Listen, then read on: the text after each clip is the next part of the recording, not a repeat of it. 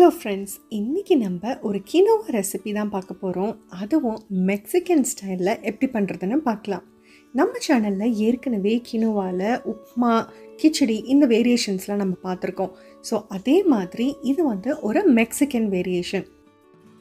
இப்போ இதுக்கு பார்த்தீங்க அப்படின்னா இன்ஸ்டன்ட் பாட் சாட்டே மோடில் நான் ஆன் பண்ணியிருக்கேன்.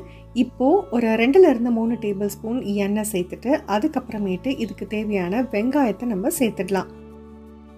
இப்போ இந்த ப்ரிப்பரேஷனுக்கு பார்த்தீங்க அப்படின்னா நான் 1 கப் அளவுக்கு கினோவா எடுத்திருக்கேன்.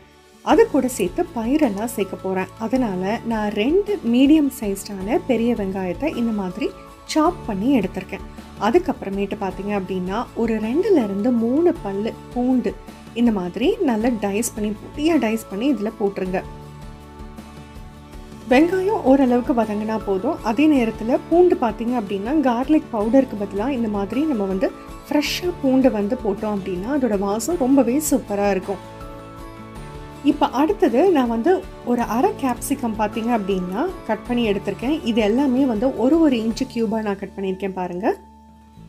இன்ஸ்டன்ட் பாட்டை பொறுத்த வரைக்கும் நீங்கள் எல்லா இன்க்ரீடியன்ஸும் முதலே ரெடி பண்ணி வச்சுக்கணும். ஏன்னா நமக்கு இந்த சாட்டே மோட் ஆன் பண்ணிட்டோம் அப்படின்னா குக்கிங் ரொம்ப ஃபாஸ்ட்டாக நடக்கும்.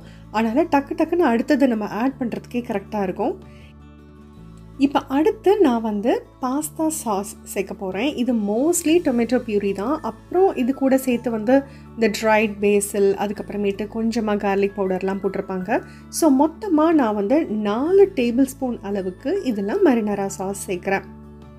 இந்த சாஸ் பார்த்திங்கன்னா ரொம்பவே ஹேண்டி. இந்த சாஸ் இல்லை அப்படின்னா நீங்கள் டொமேட்டோ பியூரி கூட இதுக்கு நீங்கள் சேர்த்துக்கலாம். ஸோ 4 டேபிள் ஸ்பூன் இதில் நம்ம சாஸ் சேர்த்துருக்கோம். நல்லா இதை மிக்ஸ் பண்ணி கொடுத்துக்கிட்டே இருங்க. அதுக்கப்புறமேட்டு இதில் 1 டீஸ்பூன் அளவுக்கு நான் மிளகாய் தூள் சேர்க்குறேன். 1/2 டீஸ்பூன் அளவுக்கு இதில் ஜீரகத்தூள் சேர்க்கலாம். அடுத்தது பாப்ரிக்கா. இந்த பாப்ரிக்கா ஒரு மைல்ட், ஒரு டிஃப்ரெண்ட்டான ஒரு ஃப்ளேவர் கிடைக்கும். பட் இது டோட்டலாக ஆப்ஷனல் தான். நான் சும்மா ஒரு 1/4 டீஸ்பூன் தான் இது சேர்த்துருக்கேன். அதுக்கப்புறமேட்டு இது எல்லாத்துக்கும் நமக்கு தேவையான உப்பு. இப்போது 1 டம்ளர் கினோவாக்கு 1 டீஸ்பூன் உப்பு சேர்த்துருக்கேன். இதை தவிர நான் மற்ற பயிரெல்லாம் சேர்க்க போகிறதுனால மொத்தமாக 2 டீஸ்பூன் அளவுக்கு இப்போ நம்ம உப்பு சேர்த்துருக்கோம். எல்லாத்தையும் நல்லா மிக்ஸ் பண்ணி கொடுத்துடலாம். இப்போ பயிர் பார்த்தீங்க அப்படின்னா 1/4 கப் அளவுக்கு இதில் கார்ன் சேர்த்துருக்கேன். அதுக்கப்புறமேட்டு 1/2 கப் அளவுக்கு இதில் கிட்னி பீன்ஸ் சேர்க்குறேன். இந்த கிட்னி பீன்ஸ் பார்த்தீங்க அப்படின்னா நான் ஆல்ரெடி ஒரு 5-6 மணி நேரம் ஊற வச்சுருக்கேன். ஓவர் நைட் ஊற வச்சது குக்கரில் ஒரே ஒரு விசிலுக்கு வேக வச்சு எடுத்திருக்கேன். அதுக்கப்புறமேட்டு நம்மளுடைய பீஃப் கிரம்பிள்ஸ். இந்த பீன் கிரம்பிள்ஸ் பார்த்தீங்க அப்படின்னா நீங்கள் வீகன் கிரம்பிள்ஸும் யூஸ் பண்ணலாம், இல்லை அப்படின்னா மின்ஸ்ட் மீட்டும் நீங்கள் இதுக்கு யூஸ் பண்ணலாம். ரொம்பவே டேஸ்ட்டாக இருக்கும்.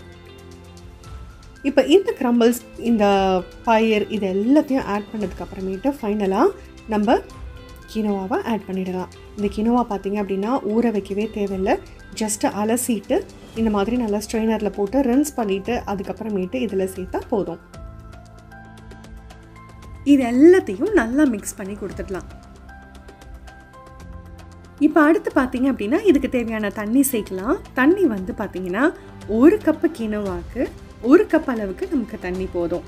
ஆனால் இப்போ நம்ம என்ன பண்ணியிருக்கோம், நிறைய பயிரெலாம் சேர்த்துருக்கோம் இல்லையா, அதனால நம்ம 1.25 கப் அளவுக்கு இதில் தண்ணி சேர்க்க போகிறோம்.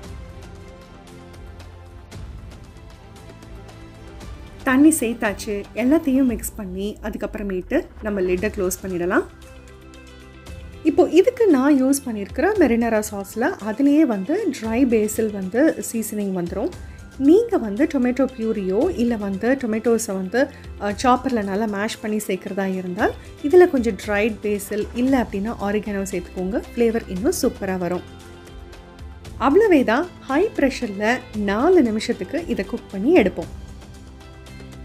இப்போது நான் நேச்சுரல் ரிலீஸ் தான் பண்ணியிருக்கேன். ஸோ எனக்கு கிட்டத்தட்ட 20-25 நிமிஷம் ஆகுது நேச்சுரல் ரிலீஸ் ஆகிறதுக்கு.